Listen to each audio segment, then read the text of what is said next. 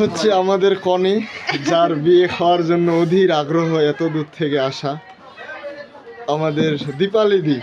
তো কেমন অনুভূতি লাগতেছে এই বিয়ের দিন? মানে কষ্ট লাগতেছে, তাই না? মানে কষ্ট লাগতেছে। হ্যাঁ, কষ্ট তো হবে।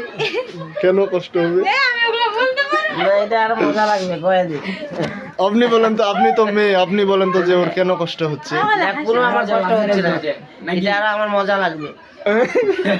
বাপের বাড়ি ছেড়ে স্বামীর বাড়ি চলে যাওয়া, এখনো স্বামীর বাড়িতে যাবে। বাপের বাড়িতে আসার জন্য স্বামীর কাছে আগে পারমিশন লাগবে, তারপর বাপের কাছে আসবে, বাপের বাড়িতে আসবে। যাই হোক, দীপালির জন্য সবাই আশীর্বাদ করবেন।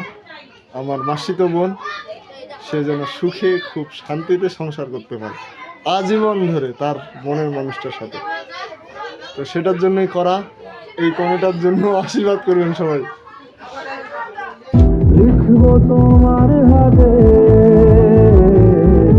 আমি আমার মরণ।